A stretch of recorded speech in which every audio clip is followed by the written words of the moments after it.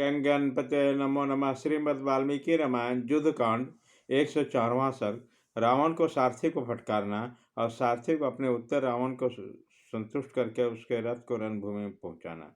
रावण काल की शक्ति से प्रेरित हो रहा था, अतः मोहबस अत्यंत कुपित होकर क्रोध से लाल आंखें करके अपने सारथी से बोला, दुर्बुद्धि, क्या तुमने मुझे पराक्रम शून्य, असमर्थ, पुरुषार्थ शून्य, दर्पक, ओछाधारहीन, निस्तेज, मायारहित और अस्त्रों के ज्ञान से वंचित समझ रखा है?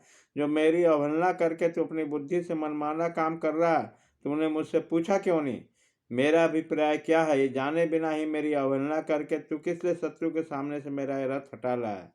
अनाज, आज तूने मेरे चिरकाल से उपार्जित तर्स और पराक्रम, तेज और विश्वास पर पानी फेर दिया। मेरे शत्रु के बल पराक्रम विख्यात है, उसे अपने बल विक्रम द्वारा संतुष्ट करना मेरे लिए उचित है, और मैं युद्ध का लोभी हूँ। तो भी तूने रथ हटाकर शत्रु की दृष्टि में तुझे कार्य सिद्ध कर दिया। दुर्मते, यदि तू इस रथ को मोहबस किसी तरह शत्रु के सामने नहीं ले जाता है, तो मेरा यह अनुमान है कि शत्रु ने घूस देकर तुम्हें फोड़ दिया है। हित चाहने वाला मित्र का यह काम नहीं है। तूने जो कार्य किया है वह शत्रु को करने योग्य है। यदि तू मेरे साथ बहुत दिनों से रहा और यदि मेरे गुणों का तुझे स्मरण है, तो मेरे इस रथ को शीघ्र लौटा ले चल, कहीं ऐसा ना हो कि मेरा शत्रु भाग जाए।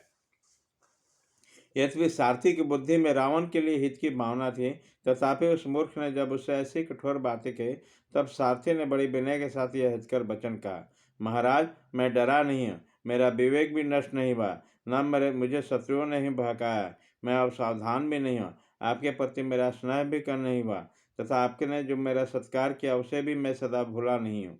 मैं सदा आपका हित चाहता हूँ, आपके यश की रक्षा के लिए यत्नशील हूँ। मेरा हृदय आपके प्रति स्नेह से आर्द्र है, इसी कार्य से आपका हित होगा, यह सोचकर मैंने इसे किया है, भला ही आपको अप्रिय लगा। महाराज, मैं आपके प्रिय और हित में तत्पर रहने वाला हूँ, अतः इस कार्य के लिए आप किसी ओछे और अनार्थ पुरुषों के भांति मुझ पर दोषारोपण न करें। जैसे चंद्रोदय के कारण बढ़ा हुआ समुद्र का जल नदी के वेग को पीछे लौटा देता है, उसी प्रकार मैंने जिस कारण से आपके रथ को युद्ध भूमि से पीछे हटाया उसे बता रहा हूँ, सुनिए। उसी समय मैंने समझा कि आप महान युद्ध के कारण थक गए। शत्रु अपेक्षा मैंने आपको प्रबलता नहीं देखी, आप में अधिक पराक्रम नहीं पाया। मेरे घोड़े भी रथ खींचते खींचते थक गए, इनके पांव लड़खड़ा रहे थे। ये धूप से पीड़ित होकर वर्षा को मारे हुए गांव के समान दुखी हो गए। साथ ही इस समय मेरे सामने जो जो लक्षण प्रकट हुए, यदि सफल हो गए तो हमें उसका अपना अमंगल ही दिखाई देता है।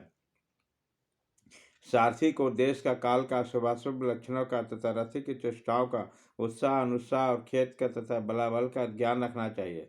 धरती के जो ऊंचे नीचे सम विषम स्थान हो उसकी भी जानकारी रखनी चाहिए। युद्ध का उपयुक्त अवसर कब होगा, इसे जानना और शत्रु की दुर्बलता पर दृष्टि भी रखनी चाहिए।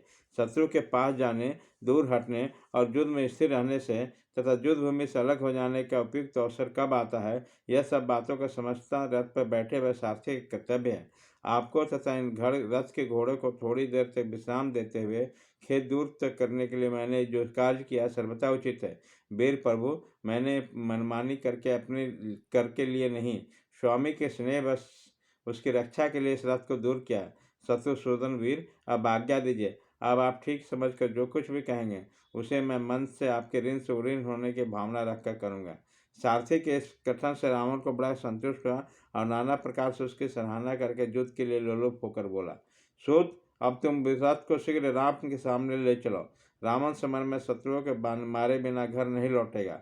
ऐसा कहकर राक्षस राज रावण ने सारथी को पुरस्कार के रूप में अपने हाथ का एक सुंदर आभूषण उतार कर दे दिया। रावण का आदेश सुनकर सारथी ने पुनः रथ को लौटाया। रावण की आज्ञा से प्रेरित होकर सारथी ने तुरंत अपने घोड़े हाँके। फिर वह राक्षस राज का विशाल रथ क्षण भर में युद्ध के मुहाने पर श्री रामचंद्र जी के समीप जा पहुंचा। इस प्रकार श्री वाल्मीकि निर्मित आश्रमायण आदि काव्य के युद्ध कांड में 104वां सर्ग पूरा हुआ।